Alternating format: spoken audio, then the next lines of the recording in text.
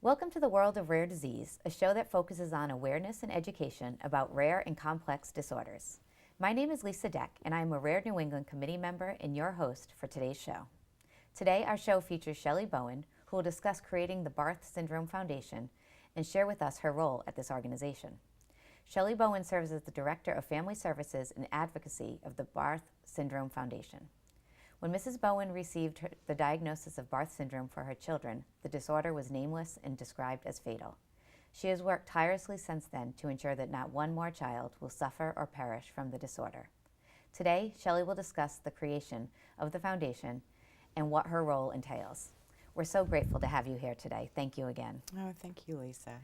So we're going to start and just touch a little bit more briefly about why you started the Barth Syndrome Foundation. In our last show, you did mention how you had this initial meeting to gather the patients that existed from around the world. Mm-hmm. But I would love for you to continue to tell us about how that progressed and how you became so involved. Okay.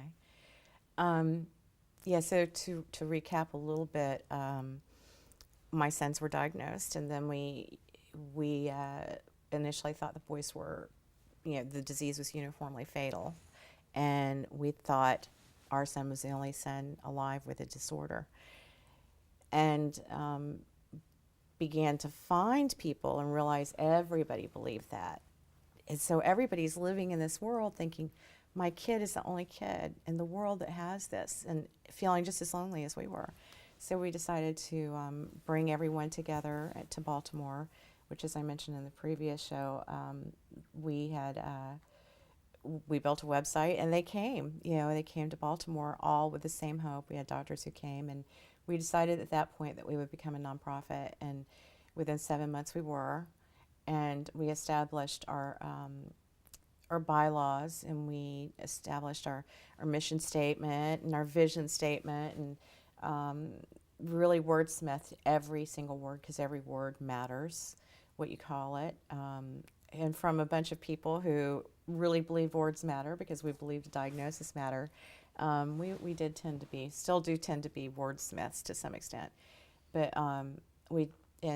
shortly after the organization was established, Kate McCurdy, one of the co-founders and a dear friend of mine, one of the brightest women I've ever met, developed guidelines for science and medicine, for our science and medicine arm, and developed a world-class research plan, a strategic plan for research, and how were we going to do it, how were we going to rate these projects that were coming in, and how were we going to fund it. And we had somebody else who was thinking, okay, strategically, how are we going to fund it, and because research isn't inexpensive.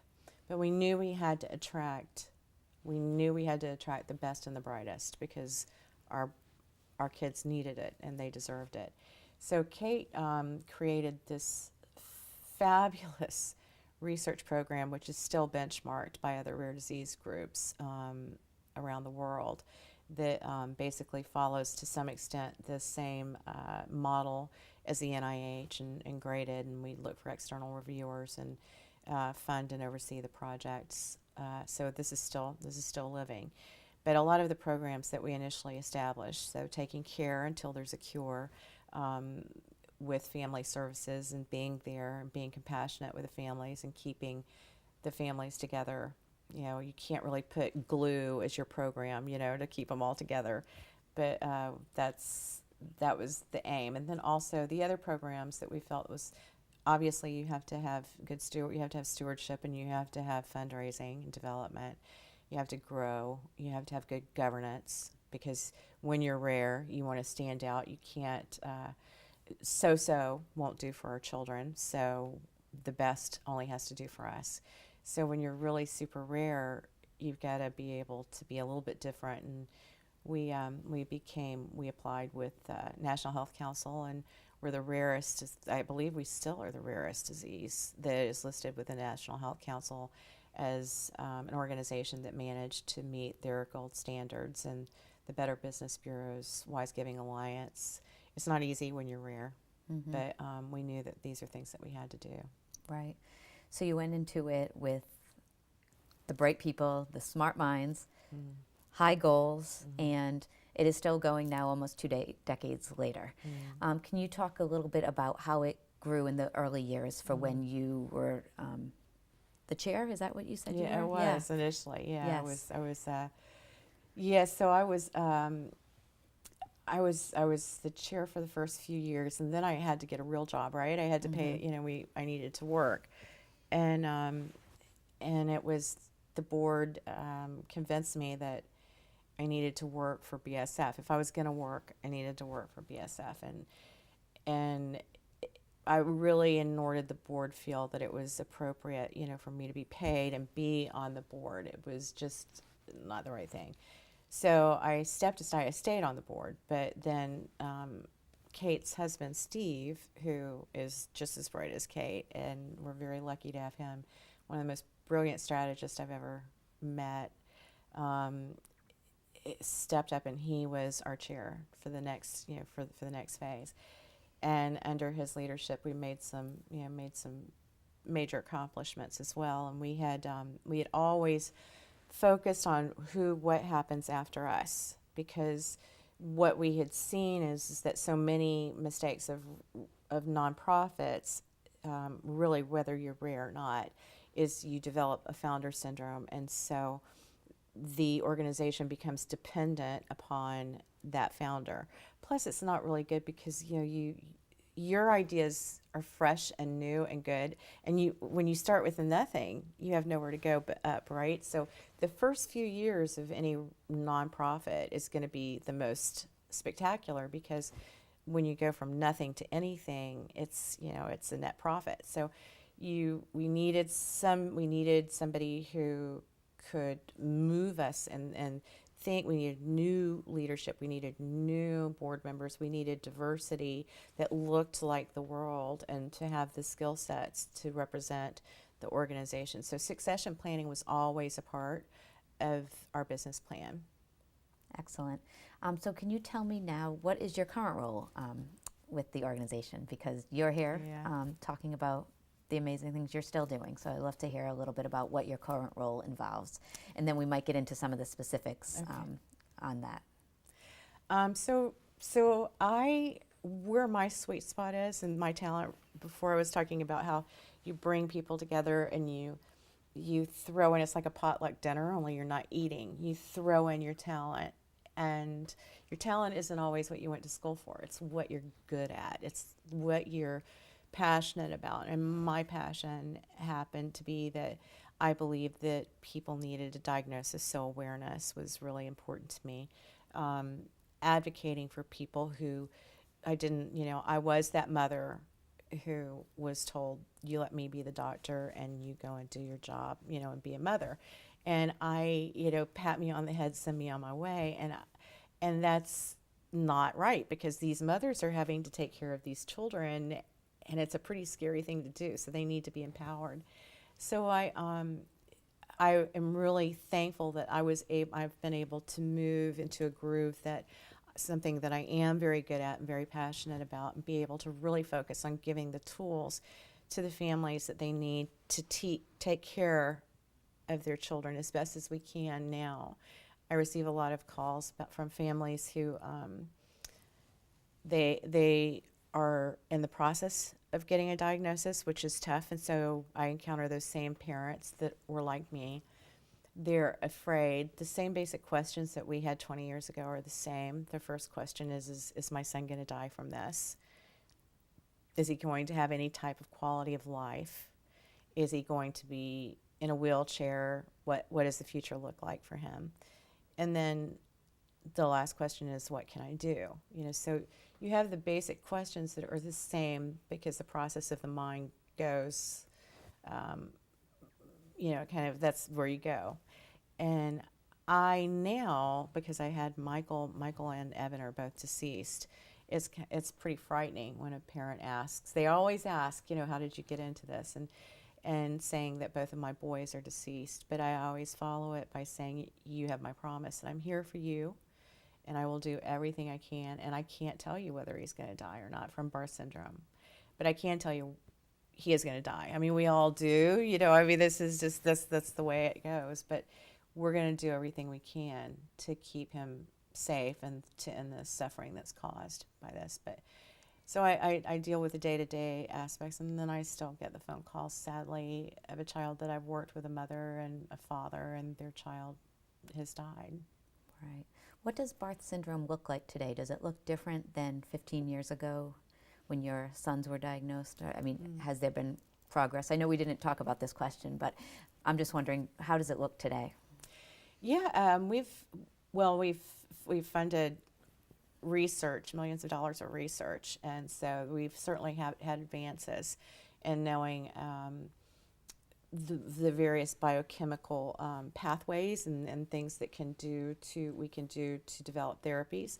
We are currently we've worked with a company and that has just wrapped up a clinical trial, and we're going to the FDA tomorrow, or they're going to the FDA tomorrow for a meeting to see where we go from here.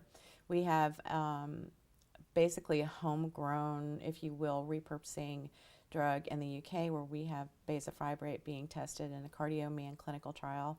We are within very close. I'm not going to put a time on it because I keep saying we're within, but let's put it this way: we are within the grasp of enzyme replacement therapy and gene therapy. Wow. That has already been tested in mice and in animal models, and so we're there. So therapies are advancing, and we are aware of men who are being diagnosed with Barth syndrome or living from childhood to adulthood. I think for us, it was interesting because heart disease we were talking heart disease. You think of older people when you think of heart disease, and with Barth syndrome, you think of younger people. So the juxtaposition is that trying to get adults diagnosed who are in adult practices and get them to consider genetics. So I think that the when you look at the demographic, it has changed, and when you look at the differences that have been made, it has. It's major. Right. It does sound major, which is great. And I think the fact that there are adults now, I mean, that's the change that you have seen from years ago, that now there are not just young boys, there's adults. And so hopefully, I mean, that's hope. That's what we all have, right? That's and you hang on to hope. So back to your job with patients. One thing that you talked about was the biennial conference. Can you tell me what that is and a little bit about what's to hold for that? Yeah, so we, after we had the first gathering in Baltimore, we realized that you had to have FaceTime. You had to be able to be with somebody. There is a connection, a kinetic energy that happens when people are together. And the internet just wasn't enough, emails, and we had to get together. But we also learned that it's really expensive to do clinical research, observational studies, because you have to fly, so you have to pay for the travel, and then it's mind-boggling. You can't expect somebody to travel over this distance and then pay for it and then say, okay, I'll participate in these studies. So we believe that we wanted to do a few things with this biennial conference. We couldn't afford to do it every year, plus the science doesn't advance that fast, so we decided to do it every 2 years. And we really believe that it was very important to bridge the gap between bench to bedside medicine and science, because if we find the fire in the belly with the scientists tends to happen when they see the people that will be benefiting from their research. And we find that there's just really the science is better when you have it together and bench to bedside. Plus, the other thing is that science is very competitive. So when you bring these world-class researchers together who have similar interests and who are competing for the same funds, they don't want to make mistakes. So they learn that having these conversations about these shared interests, it isn't necessarily that somebody's going to take funding that you would be applying for. It actually saves, again, steps in time, because you can't publish a mistake. You have to You have to make a difference. So knowing whether you use one approach or another can really make the difference between success and failure in science. So we had a very different model there, and for the first few days of the conference, it's a full week, and the first few days we do observational studies. So we do clinical research, clinical observational studies, where we have about a quarter of the world's population come together to one central facility, and they participate in generally it's about 8 different sections or segments of research over the course of a few days. And then we have the educational sessions. Then Thursday evening we have luminaries in the shape of our logo, where people walk and follow a bagpipe and honor everybody who's ever lived with Barth syndrome, whether they're with us or not. And then we dance on Friday night. So it's a week that kind of incorporates so many different pieces. Yes. So it accomplishes goals for the scientists and for research, as well as for the patients and connections and families. So that is a very unique and excellent way to do it. Wonderful. And family services, I know there's different services that the Barth Syndrome Foundation offers. Can you talk a little bit about that? Our mission is saving lives through education, advances in treatment, and finding a cure for Barth syndrome. So education isn't necessarily it's a book, but it's a piece of advocacy. So we provide, from the time a family contacts us, the goal is for that family to go from tears to advocacy. I want that parent to be their own expert and to be a mentor for somebody else, because I'm not going to be in the ER with them. And they need to be able to stand up and ask the right questions and to press. So my family services, in part, is to empower families with the knowledge that they need, the education that they need, so that they know it and they can share it, because they have to know the facts and not be dissuaded. The other thing is that they need resources. They need to have access to experts when they need it. So if they wind up in an office and there's no answers, to have that central go-to place to be able to get the right people to help them out. We provide them with brochures that they can take with them. It's developing guidelines. We're in the process of doing this, because in the emergency department oftentimes that's pretty scary for a family, because there's somebody who doesn't know it. So and the other thing is that there are connections, there are friendships, and that's kind of like the side benefit that isn't really listed in our mission. Right. So not only do you provide support, but you also, the goal is to empower the patients and their families to know how to advocate for themselves. Right. I know, and that's something that comes up often in the rare disease world, is that you need to be your own advocate, or the advocate for your child, because I think there is a lot of that patting and saying off you go, and so I think it's nice to hear, and I hear this through many different rare diseases, that being your own advocate is so important, and that's part of what you do for families and for their parents and kids, to let them know that they can do this and they should do this, and here's the tools to do it, which is excellent. And the final thing I know we talked about is the patient registry. And I think that probably goes back to more of that kind of research piece, but could you explain a little bit about that? Yes, so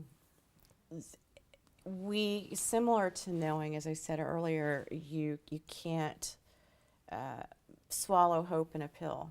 Hope is great. You've got to have it, but it's not going to cure Barth syndrome.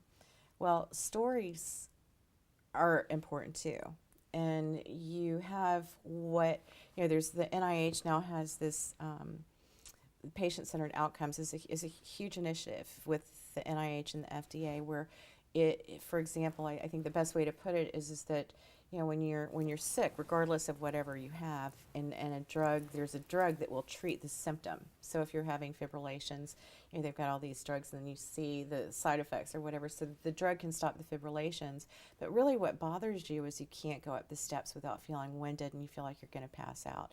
That's what you want to end.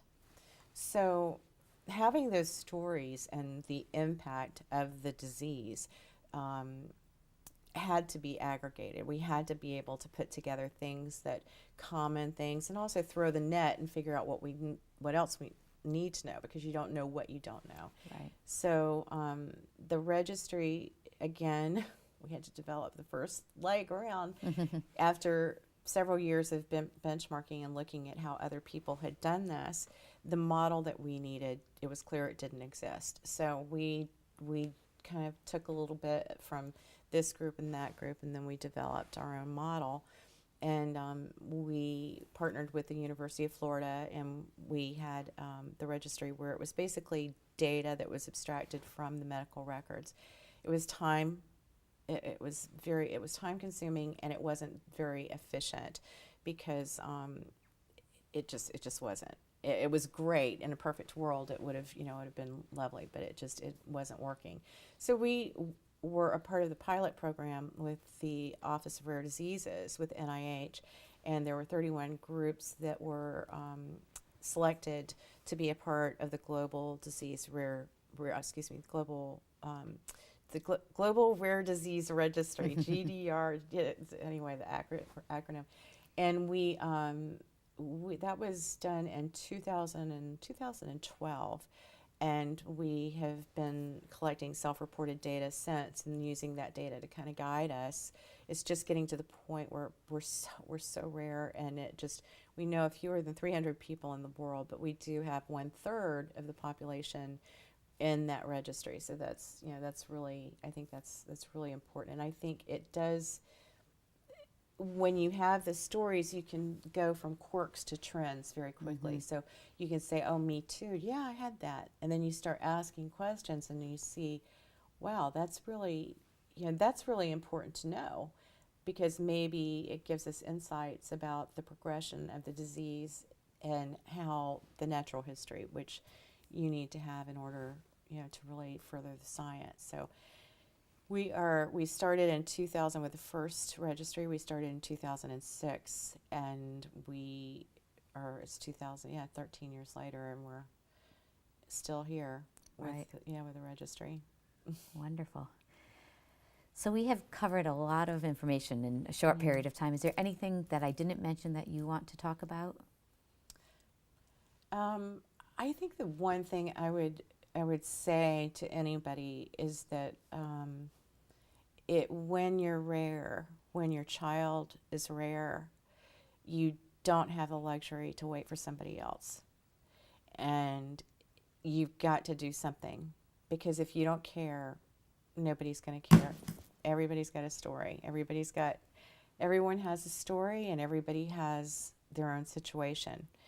And they'll listen, but only you can do something about it. And I think it's really important for people to not abdicate and leave it to someone else to do something, because there's nothing that you can do for your child more than saying, I believe in your future. That's the greatest hope, is to stand up and do something for that child, because you believe he or she is going to have a future. And you're modeling independence by doing that you're strong, and this is what you do, and you don't wait for somebody else to do it. And I think it's okay to say I'm afraid. It's okay to cry. I still do. And it's okay to say I don't know how. But if you're with the right people, they'll teach you. Right. Mm-hmm. Well, I think all of that sage advice is the advice you have given yourself to keep going day in and day out. So thank you again for sharing your heart and your story and the impact you're making, because it really is something. And I think Barth syndrome is one rare disease that is doing, you have taken it from an unknown illness to something really people know now and are taking action. So thank you very much for that. It means a lot. Lisa. Thank you. Whew. Before closing, we provide our viewers with an opportunity to share comments or ask questions from our prior shows. Rare New England in Motion is the perfect way to expand upon our mission of engaging with our community. We received a question about our upcoming conference, which someone saw on the last show. Our annual patient conference will be held on October 26, 2019 in Portland, Maine. You can find a preliminary agenda on our website, and you can email us for more information. Thank you for your inquiry. And that's our show today. Again, I want to say a very big thank you to Shelley for coming and speaking with us. So enlightening to not just me, but our viewers, so thank you. If you have a follow-up question about today's show or a comment for Rare New England, please send us those at info@rarenewengland.org. We will share our responses on our next show. From all of us here at Rare New England and all the patients and families who keep rare disease in motion, thank you for watching, and remember, when you hear hoofbeats, think zebras. Thank you.